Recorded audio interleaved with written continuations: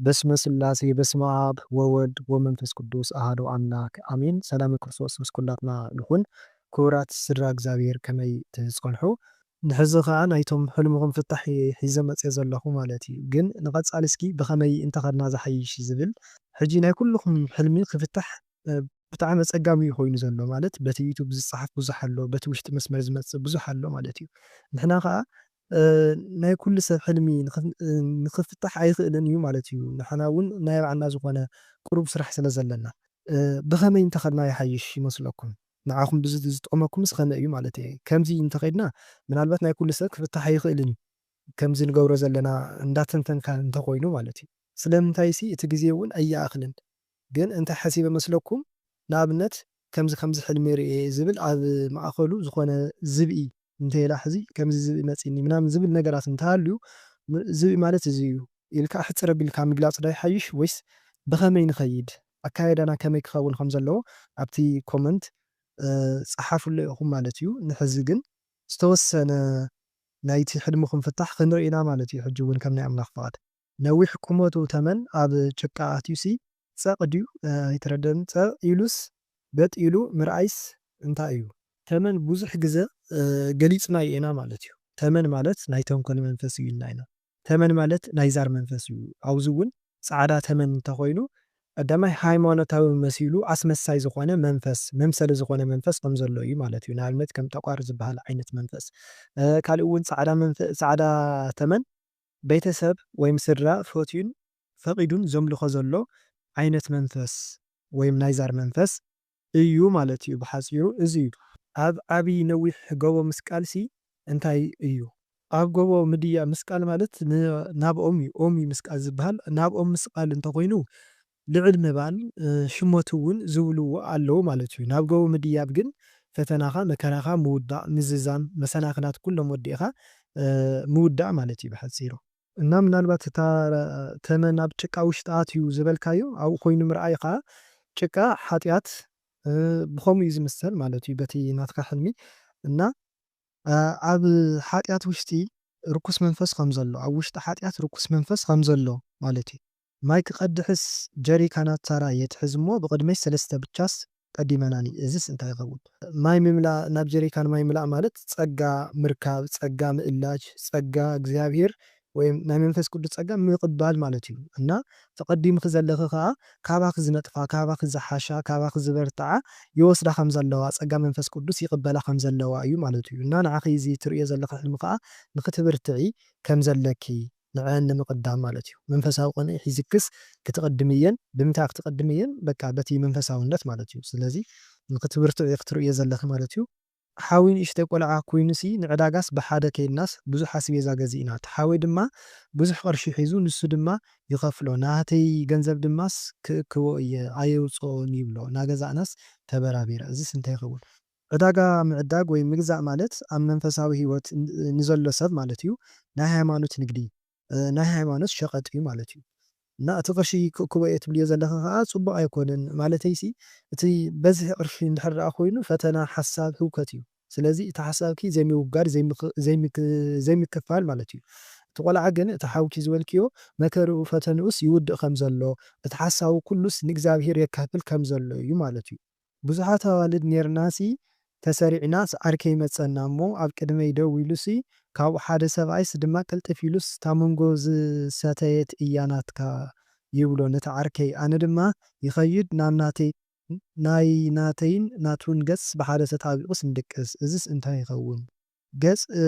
ገጽ ንገጽ ምጥባቕ ማለት በቃ ምርርዳእ ሓደ ኣካል ምዃን ማለት እዩ። እቲ ምድቃስ ከዓ ዕረፍቲ ሓዳር እዩ ማለት እዩ። ስለዚ ኣብ ሓደ ምዕራፍ ማለት እዩ እቲ ምድቃስ። ስለዚ ክፍልኺ ከም ዝኾነ ምናልባት ክኸውን ይኽእል ማለት እዩ። እዚ ከዓ ብዝበለፀ ብስዋይን ብስኮሎትን ክበርሃልኪ ኣለዎ ግድን እዩ ማለት እዩ። መንእሰይ ሰብኣይ ድማስ ፀጉረይ ተቆኒነ እናሃለኹስ ናይ ድሕሪት ወንጨርጨር ኢሉሲ የስተኻኽለለይ። እቲ መንእሰይ ምናልባት እትፈትዮ መልኣኽ እትፈትዮ ፃድቕ ብመላእክቲ እዮም መብዛሕትኦም ዝምሰሉ እና እቲ ትፈትዮ መልኣኽ ምናልባት ቅዱስ ሚካኤል ኣብ ሓዳርኪ ወይም ኣብቲ ሕፀኺ ወይም ኣብቲ ዓርክኺ ዘሎ ፀገማት ማለት ኣብቲ ርክብኩም ዘሎ ፀገም ማለት እዩ። ኣብቲ ዓርክኺ ኣብ ባዕሉ ከይኮነሲ ኣባኹም ኣብቲ ርክብኩም ብሓፈሻ ዘሎ ፀገማት ዘይምስምዕማዕ ወይ ዝተወሰነ ምግጫይ ምናምን ይህሉ እሞ ንሱ እዩ ዘስተኻኽለልክ ዘሎ ማለት እዩ። መንገዲ እውንስ ብዙሕ ግዜ ይሓልምስ እንታይ እዩ? መንገዲ ማለት ብዙሕ ግዜ ጠቒስናዮ ኢና መንገዲ ማለት ዕድመ እዩ። መንገዲ ማለት ናይ እግዚኣብሄር መንገዲ እዩ ማለት እዩ። ብባዴላ ወይ ከዓ መጥበሻስ ክፅብቕ መዓት ሕምባሻ ወይ ሕብሽቲ ዝመስልስ እንዳሰንከትኩ ሓወይ ነታ ቀዳመይቲ ክግልብጣ ክብልስ ይቆርሰለይ እሞ ግን ዋላ ተቆሪሳ ከላስ የብስላ እሞ ካልአይቲ ግን ክትፅብቕ መዓት ገይረስ ይስንክታ ዋላ ሕብሩስ ክፅብቕ መዓት እዩ።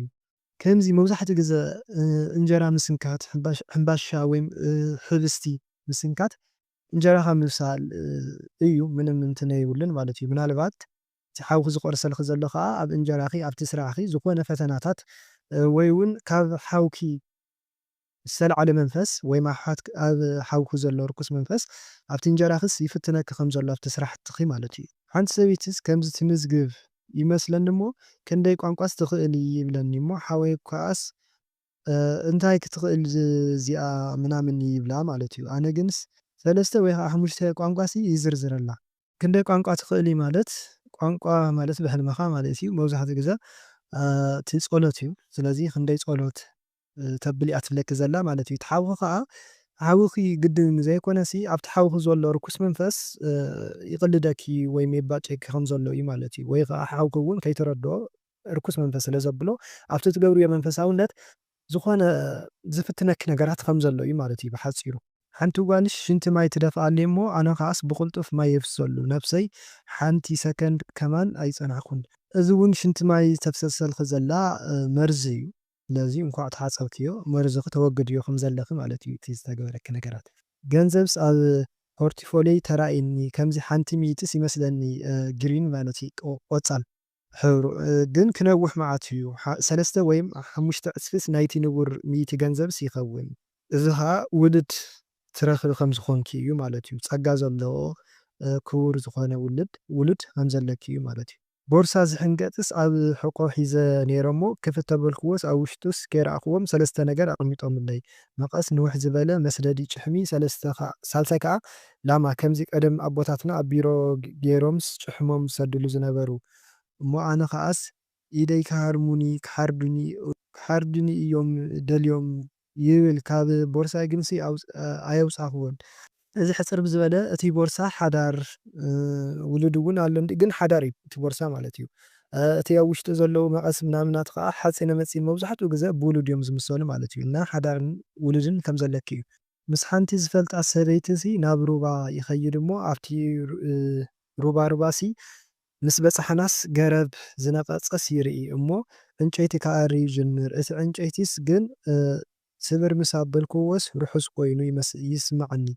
ነታ ሰበይቲስ ዘይሓገዝክዋ ኢለስ ይሓስብ እታ ሰበይቲ ኣብቲ ትሕተይ ዝነበረ ሩባ ሓርኢ ቆልዓስ እያ ክትሓፅብ ከይዳ ካብኡ ኣብታ ትሕቲ ሩባ ኮይነሲ ሓደ ሰብኣይ ዝፈልጦስ ምስ ከብቲ ወይም ጥሪት ኣማዕዲስ ይርኢ ንበረኻ ገፁ ማለት እዩ ሒዝወንስ ይኸይድ ነይሩ መሲልኒ ግን ሓደ ካብቶም ብዕራይሲ እንዳጎየየስ ናብታ ሩባ ገፁስ ይመፅእ ኣነ ከዓስ ክምልሰሉ ኢለስ እምኒ ገይረስ ጓሕ የብሎ ግን ኣይተመለሰን። እቲ ዋና ምስ እተን ኩለን ከብቱ ይመፅእ እሞ ይብለኒ ነዚ ድኻሪምክዮ ይብለኒ ኣነ ከዓሲ ነቲ ጎዩ ዝኸደ እምበር ርእሱስ ረኺበዮ ይብሎ እተን ካልኦት ከብቲ ስቕ ኢለን ይበልዓ ሳዕሪ ኣብ ጥቓና ማለት እዩ። ቀፂሉ ኣብቲ ጥቓ ሰብኣይሲ ኣብ ጉድጓድ ዝበቖለት ኣውሊዕ ርኤ እሞ ከም ዝፈራሕክዋስ ነቲ ሰብኣይስ ይነግሮ ንሱ ከዓሲ ብእግሩ ገይሩስ የውድቓ። ቀፂለ ብዙሕ ዕንጨይትስ እኩብ ይረክብ ኣብቲ ጎቦ ካብኡ ከዓስ ይወስድ ይኣኽለኒ እዩ ዝበልክዎ ማለት እዩ። ኣብቲ ቅድመይ ከዓስ ሻርባይስ ምስ ብዙሓት ሻርባታት ይርኢ ከምዚ ጉድጓድ ዓይነት እዩ ግን ኣይተቐበረን ምስ ከምዚ ስልኪ ዓይነት ዝተሓዘ ኣለዎ ተቃሊሰ ከዓስ የውፅኣ ነታ ናተይ መን እዩ ኣምፂዋ ኢለ ከዓስ ይግረም መእሰሪ ዕንጨይቲ ክጥቀመላ እየ እንዳበልኩ ከዓሲ ተበራቢረ። እቲ ዕንፀይቲ ምእራይ ፅቡቕ እዩ እንጀራ ምርካብ እዩ። ኣብቲ ሩባ ምዃኑ ከዓ ፅቡቕ እዩ እቲ ሩባ እውን ማለት እዩ። ሩባ ማለት ፅሩይ ሩባ እንተኾይኑ ፀበል ቃል ኣምላኽ እዚ ምሕረት ናይ መለኮት ሓይሊ ዝዓረፈሉ እዩ ማለት እዩ ብሓፂሩ ፅቡቕ እዩ ትማይ እቲ ሰብኣይ ምስ ብዕራይ ዝበልኽዮ ከዓ ብዕራይ ብብዙሕ እንድዮም ዝፍትሑ ቀዳማይ ብዕራይ ርኩሳን መናፍስቲ እዮም ተላኣይ ብዕራይ ቅዱሳን መላእክቲ እዮም ማለት እዩ እና ግን ብኸመይ እዩ ዝፍለ ነዚ ብኸመይ እዩ ዝፍለ ብኣምሳሎምን ትርኢቶምን እዩ ማለት እዩ ማለት እቶም ኣብዑር እንዳተዋግኡ እንዳፈራርሑኻ እንተሪኢኻ እዚ ርኩሳን መናፍስቲ እዮም ማለት እዩ ሱቕ ኢሎም ኣብ ሓደ ነገር ኮፍ ኢሎም ወይም ቀጥ ኢሎም ሓደ ሰብ እንዳመርሖም እንዳጓሰዮም እንተሪኢኻ ከዓ እቲ ጓሳይ መድሃኒ ዓለም እዩ እቶም ኣብዑር ከዓ መላእክቲ እዮም ወይ እውን እንታይ ዝብሉ ኣለዉ ብዕራይ እንትን እውን ይምሰሉ እዮም ሰባት ማለት እዩ እና እቲ ሰብኣይ መድሃኒ ዓለም እዩ እቶም ብዕራይ ከዓ ከምዚ ደቂ ሰባት ኢና ማለት እዩ ሓደ ካብ ሕቑፊ ኣምላኽ ካብ ሕቑፊ መድሃኒ ዓለም ክወፅእ ከሎ ንዕኡ ክትምልስ እዮ ዘለኺ ንዓ ተመለስ ትብል እየ ከም ዘለኺ ማለት እዩ እዚ እውን ብኸመይ እዩ በቃ ንሰባት ምክሪ ብምሃብ እንትፈልጥዮም ሰባት ማለት እየ ወይም መሳርሕቲ ክኾኑ ይኽእሉ በቃ ዘለዉ ትረኽብዮም ሰባት ዘዕልሉኺ ሰባት ማለት እዩ ቃል እግዚኣብሔር ብምምዓድ ብምምካር ብተግሳፅ ጸሎት ብምግባር ንስድራኺ ክኸውን ይኽእል ንትፈልጥዮም ሰባት ሲ ብከምዚ ትምልሲ ከም ዘለኺ ወይ እውን ከምዚ እንድሕር ደኣ ዘይትገብር ከዓ ከምዚ ግበሪ መልሲ ኢኺ ትበሃል ዘለኺ ማለት እዩ እቲ ሻርባ ዝበልክዮ ከዓ እቲ ሻርባ ማለት ፀጋ መክሊት ዕድል እዩ ማለት እዩ ዋላ እውን ኩላትና እቲ ዘለና ፀጋ እቲ ዘለና መክሊት እቲ ዘለና ዕድል ብዝተፈላለየ ብሓጢኣት ምክንያት እንተጥፋናዮ ግን ብንስሓ ከዓ እንተተመሊስና እቲ ዝነበረና ፀጋ ይምለሰልና እዩ ማለት እዩ ስለዚ ምናልባት ኣብ ዓለም ነርካ ትኾን እሞ ዝተፈላለየ ፀጋታት ናይ ኣምላኽ ፀጋ ርሕቕኪ ይነብር ወይም መክሊትኺ ተቐቢሩ ነይሩ ማለት እዩ ወይም ዕድልኺ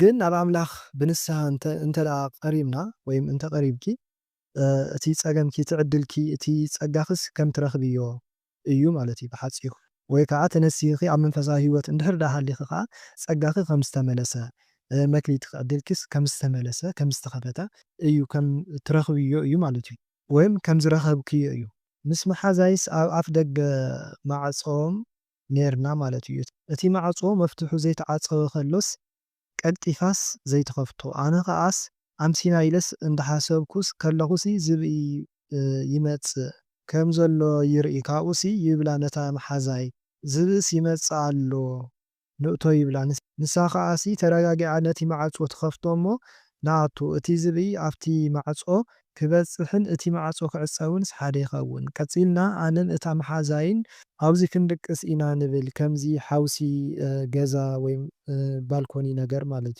እዩ ግን እታ ኣዲኣሲ ነታ መሓዛይ ማለት እዩ ትፅዋዓና ኣብ ውሽጢ ገዛ ኮይናሲ ኣብዚ እኳ እንተኮይናሲ ምሳና ንዓናይ ትብለና ማለት እዩ ኣነ ከዓሲ ይኣቱ ናብቲ ገዛ ክኣቱ ከለኹ ከምዚ ሓንቲ ዝፈልጣ ሰበይትስ ኣላ እሞ ዝረኣኽዋ ኮይኑ ይስምዓኒ ጊፍቲ ኣለኪ ይብላኒ እሞ ሓንቲ ማራ ፅብቕቲ ሰበይቲ ኣብቲ ገዛስ ዝነበረሲ ትህበኒ ማለት እዩ እታ ሰበይቲ ኣብ ሕልመይስ ካልኣይ መዓልቲ ርእያ ነይረ እየ ብፃዕዳ መሸፈኒ እዩ ተሸፊኑ ተቐቢለያ ግን ከፊተ ኣይረኣኽዎን ማለት እዩ ካብኡ ኮፍ ኢለ ይሪኣ እሞ ነታ ሰበይቲ ብጎቦ እያ ኮይና ግን ኣይደቀሰትን ብመልክዓ ከዓስ ይግረም ክንደይ ትፅብቕ እያ ኢለስ ይሓስብ ሰበይቲ ድያ መንእሰይ ከዓስ ምፍላይስ ይስእኖ ከምዚ ዝወለደት ኮይኑ ይስምዓኒ ግን ምስቲ ምልክዕቲ ምዃና ከዓሲ ይጠራጠር ኣብቲ ሕልመይ ሽዑስ ተበራቢረ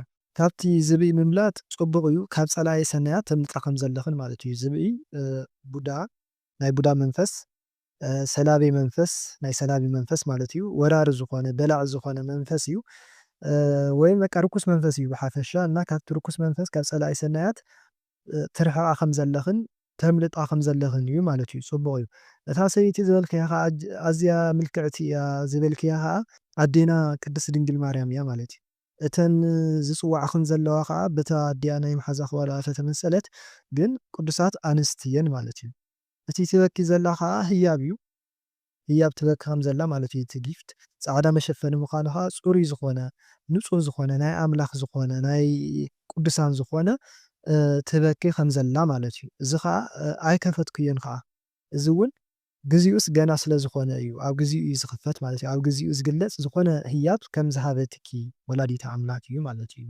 ንግዚኡ ግን ብጸሎት ትዕግስቲ ጌርኪ ብጸሎት ጌርኪ እንዳተማሕፀንክያ ክትጸንሒ ኣለኪ ማለት እዩ። ወይ ከዓ ነቲ ተሓትያ ሕቶ ናቱ መልስስ ከም ዝሃበትኪ ወይም ከም ትበኪ እዩ ማለት እዩ። ግን ክሳብ ትበኪስ ብትዕግስቲ ኮንኪ እቲ ሕንቂ ሕንቅሊተይ ዝኾነኪ ነገራት ክሳብ ትኸፍተልኪ ክሳብ ትምልሰልክስ ብትዕግስቲ ኮንኪ ብጸሎትኪ ተወሲንኪ ክትጸንዒ ከም ዘለኪ ኣብ መንፈሳውነት ክትጸንዕስ ከም ዘለኪ እዩ ማለት እዩ ብሓፂን። ንፍቕሪ ዝሓተተኒ ሓደ ቆልዓ ነይሩ ቅድሚ 1 ዓመት እዩ ግንስ ኣይተቐበልክዎን ማለት እዩ። ከም ኣሕዋት ግን ኔርናስ ንዕልል ኢና እና ጸሎት ኣብ ዝጀመርክሉ ግን ብሕልመይስ ብሓደ ግድም ኢልናስ ሞባይል ንርኢ እሞ ኣነ የዛረቦ ንስ ግን ሱቕ ይብለኒ ተልዒሉ ካባይ ገለስ ኢሉሲ ብሰብ ኣፀዊዑስ ማየፍስስ ይብለኒ እሞ ደስ እናበለንስ የብስሰሉ ርእሱ ይሕፀብ ፍሽኽ ኢልኒ ብሓደ ግድም ኢልናስ ተረጋጋሚ እየ ዝሓልም ግን ንሱስ ምንም ኣይዛረበንን ካብ ኩሉሲ እዝስ እንታይ ይኸውን እዚ ከዓ ብሓንሳ ምድቃስ ማለት በቃ እቲ ሓዳር እዩ ብሓፂሩ ማለት እዩ ብሓደ ከም ዝኾንኩም ወይም ክፍልኺ ከም ዝኾነ ማለት እዩ ኮይኑ ግን ምናልባት ብሃፍቲ ክኸውን ይኽእል ብመልክዕስ ትገድፍዮ ከም ዘለኺ ወይም ቁሩብ ድሌት ከም ዘይብልኪ እዩ ማለት እዩ ብዝተፈላለየ ምኽንያት እምበር ክፍልኺ ከም ዝኾነ እዩ ማለት እዩ። እቲ ፀበል ኣፍስስ እቲ ማይ ኣፍስስ ስለ ዝብለኪ ዘሎ ከዓ ፀበል እዩ ናብ ንስሓ እትውኒ ንስሓ ከኣቲ ይብለኪ ከም ዘሎ ወይም መንፈሳዊ ክኸውን ምሳኺ እዩ ዝብለኪ ዘሎ ማለት እዩ እና እዚ ክኸውን ይኽእል ብዝበለፀ ግን ብስዋኤ እዩ ዝፍለጥ ማለት እዩ። ክልቴናስ ኣብ ስደት ኢና ዘለና ክልቴና ኣብ ግድሚ ኮይኑሲ ቀጣን መንገዲ እንዳተጓዓዝና ይመስለኒ እሞ ክልተ ደቂ እየንሲ እናንጫዕጫዓ ስደድሕረና እናመፃስ ኣብ ልዕሊ ገዝአን እዩ ይመስለኒ እሞ ሓያል ሽሾስ ኣዘቕዚቑስ ክወስደኒ ምስ በለስ እቲ ፍቕረኛይስ ተቐቢልኒ ምስ ወፃእናስ ፀላም መሸፈን ካብ ርእሰይ ወዲቓስ ብድሕሪኡስ ጠጠው ኢለን ቀሬን ኣሕና ጉዕዘና ቀፂልናስ እዚ እንታይ ይኸውን? እቲ ግድሚ ማለት ፈተና መሰናኽላት እዩ። እታ ቀጣን መንገዲ ከዓ ናይ ሃይማኖት ዝኾነት መንገዲ ሓቀኛ ዝኾነት መንገዲ ማለት እዩ።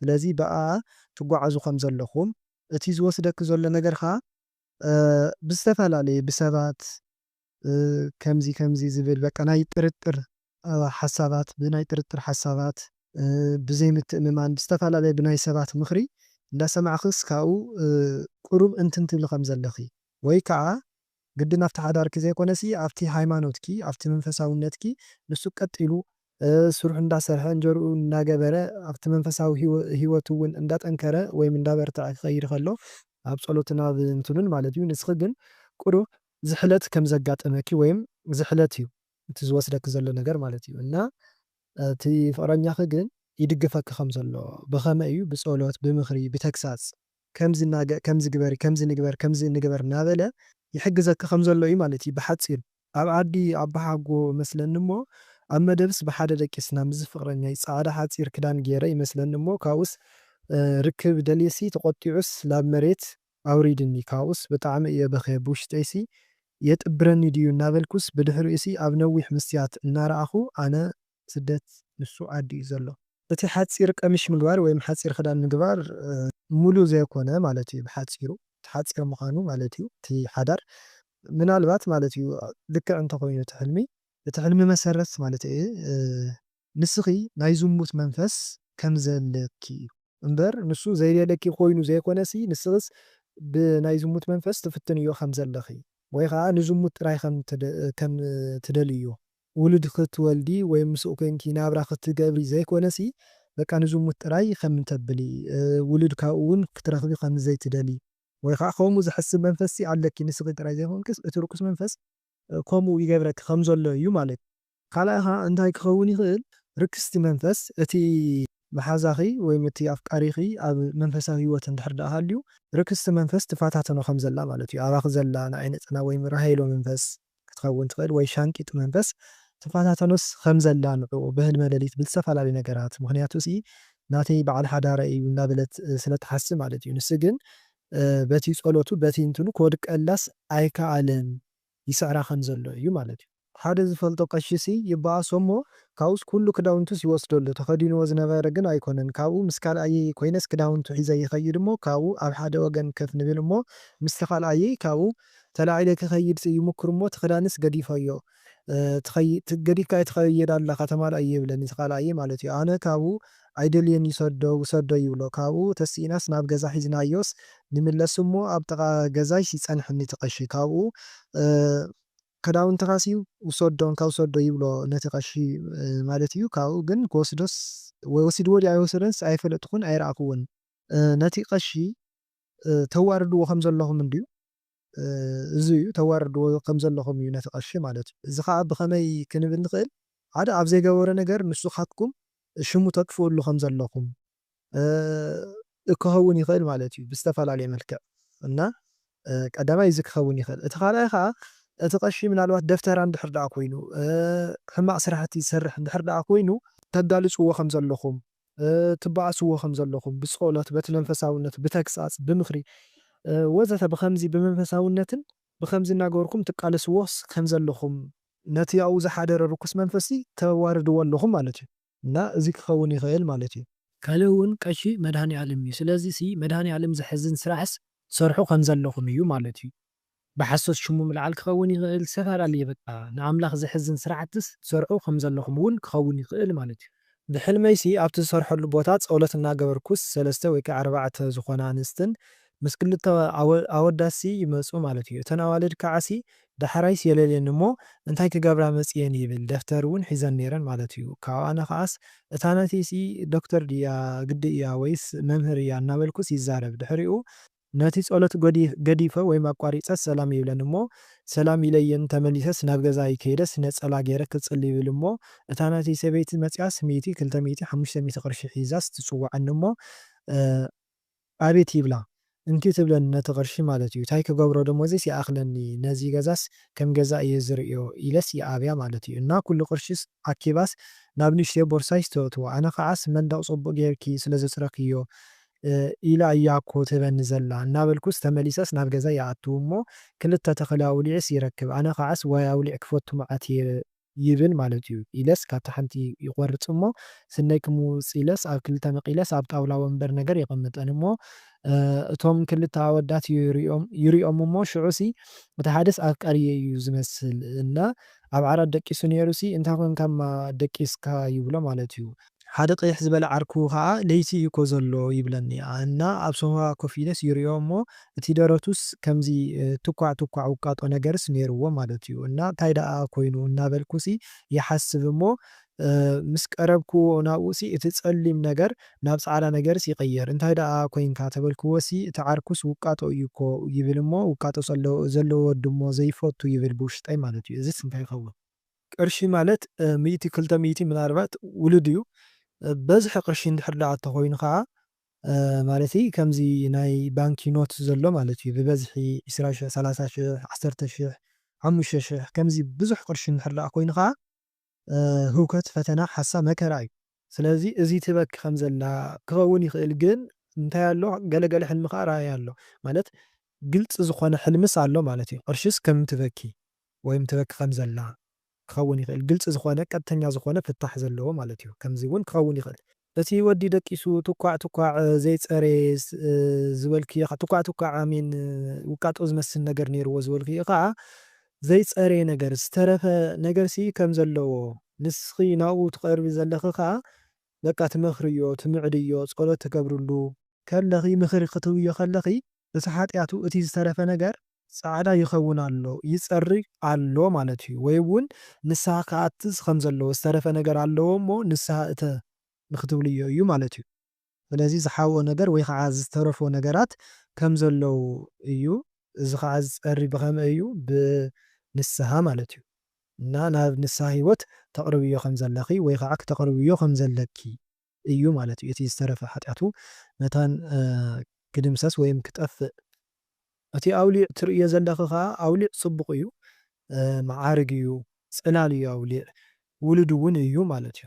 ኣብ ዓደይ ዘለኹ ይመስለኒ እሞ ሰላጣ ሒዙስ ናብ ዕዳጋ ሰላጣ ሒዘሲ ናብ ዕዳጋ ይኣቱ እሞ ሓንቲ ሰበይቲ መፅያስ 200 ቅርሺስ ክገዝኣኪ ትብለኒ እሺ ይብላ እሞ ገሊሃ ተራእየቶስ ኣብ ውሽጡስ ጸሊም ነገር ዘለዎ ካውስ 200 ቅርሺስ ኣየዋፀንን እሞ 150 ሃብኒ ትብለኒ ኣይኮንን ይብላ እሞ ትምልሰለይ ክልተ ኣስኡን ይመፁን እሞ ነናይ 10 ጌርክስ ክልተ ናይ 20 ቅርሺስ ሃብና ይብሉኒ እቲ ሓደ ሰብኣይ ተመስገን ኣነ ከዓሲ እቲ ሓደ ሰብኣይ ከምኡ ኢሉሲ ተመስገን ክገዝኡኒ ይግድእ እዮም ኢለሲ እናበልኩስ ተበራቢረ ሰላጣ ማለት ተስፋ፣ ውሉድ፣ ጸጋ፣ እንጀራ ውህብቶ እዩ ማለት እዩ።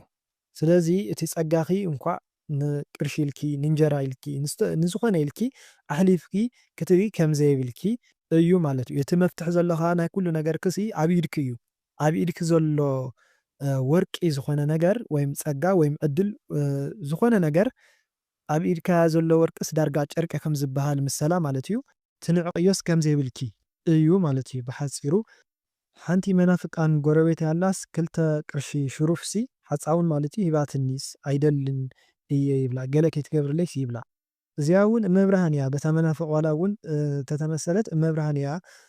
እዚ ከዓ ውሉድ እያ ትበኪ ዘላ ማለት እዩ። ክልተ ውሉድ ወይም ማንታ ክኾኑ ይኽእሉ ወይ ከዓ ክልተ ውሉድ ሲ ትበኪ ከም ዘላ እዩ ማለት እዩ። ኣይደልን ትብልያ ዘለኺ ከዓ ምናልባት እቲ መናውሒ ወይም ዝኾነ መድሓኒት ትጥቀም ከም ዘለኽ ብኡ ክኸውን ይኽእል ብዝተፈላለዩ ምክንያት ኣይደልን ትብልያ ከም ዘለኺ እዩ ማለት እዩ።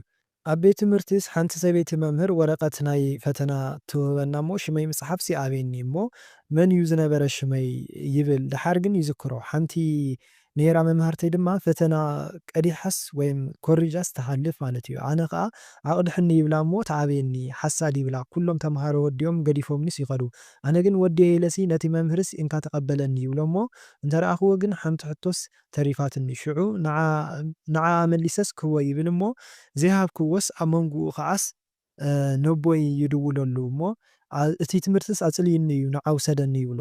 እሺ ግን ገዛናሲ ኣይተፀረገን ቀደም ንስኺ ኢኺ ተፅርዮ ነርኪ ነቲ ገዛና ሕጂ እውንሲ መታን ክተፅርዮስ ክመፅ ክወስደኪ እየስ ይብለኒ እዝስ እንታይ ይኸውን? እቲ ሽምኪ ዝጠፋእኪ ዘሎ ወይ ከዓ እቲ ሓንቲ መልሲ ወይም ሕቶ ተሪፋትኒ ዝበልክዮ ኣብቲ ሂወትኩ ዘሎ ፈተናታት ብሃይማኖት ክኸውን ይኽእል ብዝተፈላለየ ዝመፀ ፈተና ብኡስ ተስፋ ትቆርፂ ከም ዘለኺ ክትሓልፊ ወይም ፈተና ክትውድእስ ከም ዘይከኣልኪ ኣብ ፈተና ክትፀንዒ ከም ዘይከኣልኪ ኣብ መከራ ኣብቲ መስቀል ክትፀንዕስ ከም ዘይከኣልኪ እዩ ማለት እዩ። ነቲ ኣቦኺ ትፅውዕዮ ዘለኺ ከዓ ብክልተ ክኸውን ይኽእል። ቀዳማይ በቦኺ ዝተመሰለ መድሃኒ ዓለም እዩ ኣፅልይኒ እዩ ትምህርቲ ትብልዮ ዘለኺ በቃ እቲ ናይ ዓለም ናብ ራሲ ኣፅልይኒ እዩ በቃ ዕርፈኒ ውሰደኒ ትብልዮ ከም ዘለኺ ናብ ሰማይ ማለት እዩ። እዚ ክኸውን ይኽእል። እቲ ካልኣይ ከዓ እቲ ናይ ስጋ ኣቦኺ እውን ክኸውን ይኽእል። እዚ ከዓ እንታይ ክትብል ዘለኺ ምናልባት ንስኺ ብፀሎት ትሕግዝዮም ነርኪ ትመኽርዮም ናብ ኣምላኽ ንክቐርቡ ብዝተፈላለየ መልክዕ ሰማዕኽዮ ነገር ትነግርዮም ከም ዝገበሩ ምናምን እናበልኪ ትሰብክዮም ነርኪ ትኾኒ ማለት እዩ። እና ንዕኡ እዩ ቀደምሲ ንስኺ ኢኺ እቲ ገዛና ተፅርዮ ዝነበርኪ ዝብልኺ ዘሎ ማለት እዩ። ውሰደኒ እቲ ትምህርቲ ኣፅልይኒ ትብልዮ ዘለኺ ከዓ በቃ ኣብቲ ዘለኽዮ ዓዲ ኣብቲ ስደት ዘሎ መከራታት ኩሉ እቲ ናይ ስደት ሂወት ፈተናታት ኩሉሲ ንሱስ ኣይከኣልክዎን ትብልዮም ከም ዘለኺ እዩ ማለት እዩ። እና ኣምላኽ ይሓግዝኪ ነዚ ዘለኽዮ ፈተናታት ነዚ መከራታት ኩሉ ትሓልፍሉ ሓይሊ ባዕሉ ኣምላኽ ወላዲተ ኣምላክ ትሃብኪ ማለት እዩ። ብኣካልሲ ምስ በዓል ገዛይስ ተባኢስና ማለት እዩ። ብሕልመይ ካውስ መብረቕን ነጎድጓድን ይርኢ እሞ ኣይ ጸሎት ክገብር ይብል ፈሪሐ ማለት እዩ። ውዳሴ ማርያም ክሕዝ ይብል እሞ ጓለይ ከይሓዝክዋስ ጓሌስ ተበራብረንስ እዝስ እንታይ ይኸውን? እቲ ነጎዳ ቁጥዐ እዩ።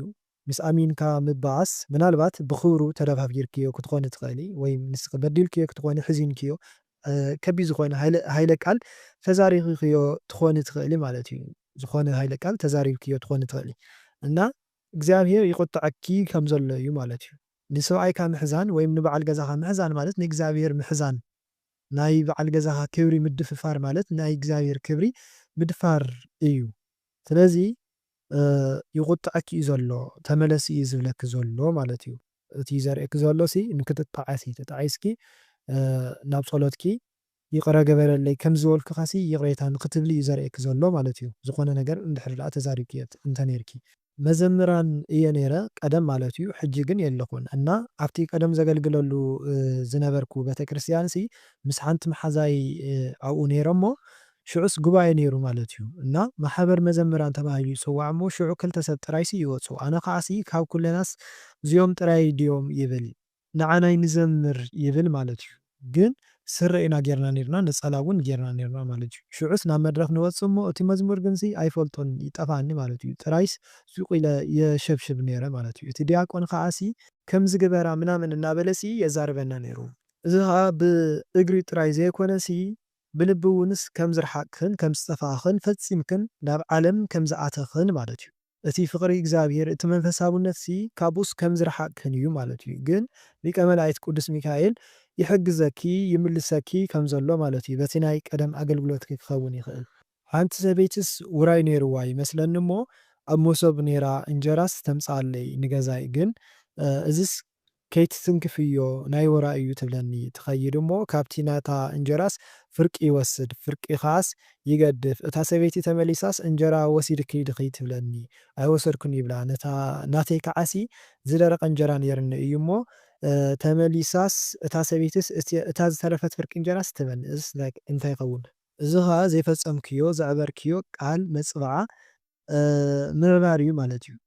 ወይ ከዓ ሰብ ዝሃበኪ መፅባዓ ናብዚ ብፅሕለይ ናብዚ ገዳም እዚ ኣብፅሕለይ ናብዚ ቤተክርስትያን ሃበለይ ዝበለኪ ወይ ከዓ ዝኾነ ዝተመፃባዕኽዮ ነገራት ንኪዳነ ምሕረት ወይም ንድንግል ማርያም ዝኣተኽላ ቃል ንሱስ ኣይፈፀምክን መሊስ ከዓ ትኽሕድያ ከም ዘለኺ እዩ ማለት እዩ።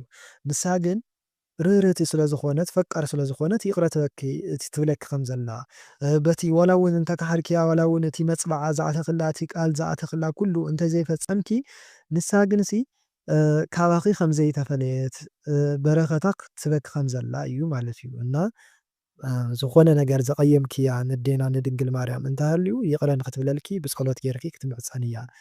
ዝኾነ ቀደም ክኸውን ይኽእል ሕጂ ክኸውን ይኽእል ዝኾነ ዘጥፋእኽዮ ነገር እንድሕር ደኣ ሃልዩ ማለት እዩ። ኣብ ሰማይ ኮይኑ ይስማዓኒ እሞ መድኃኔ ዓለም ድማስ ምስ ግርምኡስ ኮፍ ኢሉ ኣነ ድማ ብትሕቲኡ ማለት እዩ። ብልዕለይ ድማ ክልተ ነዋሕቲ ሓደ ዓይነት ክዳን ዝተኸደኑ ነይሮምሲ ከምዚ ቀሚሽ ነገር እዮም ገይሮም ነይሮም ብየማነይን ብፀጋማይንስ ልዕል ኢሎም ኣለዉ ማለት እዩ። መድኃኔ ዓለም ድማ ብልዕሊኦም ነይሩ ማለት እዩ። ካብኡ እቶም ክልተ ነዊሕ ክዳን ገይሮምሲ ብልዕለይ ካብኡ ብዛዕባይስ ይናገርዎን መድኃኔ ዓለም ማለት እዩ። ኣብ ትሕተይ ድማ ብዙሓት ሰባት ኣለዉ ኣነ ግን ኣብ ልዕሊ ኩላቶም እየ ነይረ ማለት እዩ። ካብኡ እቶም ክልተ ሰባት ድማ ንዓይስ እናጠመቱስ ከምዚ ዝልምንዎስ ይመስለኒ ካብኡ ከምዚ መድኃኔ ዓለምሲ ይጥምተኒ እሞ ኢዱ ወስ ኣቢሉሲ ኣብ ጥቕኡ ዘላ ከምዚ ምግቢ ዝሓዘት ክቢ ዝዓይነታ ክንዲ ሓለዋት ትኾን ነገርስ ኣብ ወንበሩ ኮይኑስ ናባይ ሲስንዶ ኣነ ድማ ይጥምታ እሞ ካብኡስ ኣብ ኣፈይስ ተዓልብ ከምዚ ልስልስትን ጥዕምትን እያ ነይራ እዚኣስ እንታይ ትኸውን? እቶም ክልተ ቀሚሽ ዝተኸደኑ ትብል እዮም ዘለኺ ሚካኤልና ገብርኤል እዮም ማለት እዩ። እና ስለኺ ይልምንዎ ከም ዘለዉ ናይቲ ሕቶኺ ወይም ናይቲ ህይወትኪ ሕንቂ ሕንቅሊተይ ወይም ዝሓተትክዮ ሕቶ ንኣምላኽ ንመላእክቲ ንቅዱስ ሚካኤል ንቅዱስ ገብርኤል ንሶም እውን ኣማሊዶም ናይቲ ሕቶ ክመልስስ ትበሃዊ ከም ዘለኺ ወይም ህያብ ትበሃዊ ከም ዘለኺ እዩ ማለት እዩ። ኣብ ኤርትራ ከለኹስ ትምህርትስ ኣይተሳኽዐለይን ሓንቲ መሓዛይ ዝነበረት መተዓቢተይ ግን ኩሉ ነገራስ ኣብቲ ህይወታ ስሙር እዩ ወይም ይሳኽዐላ እዩ። እዚ ብኣካል እዩ።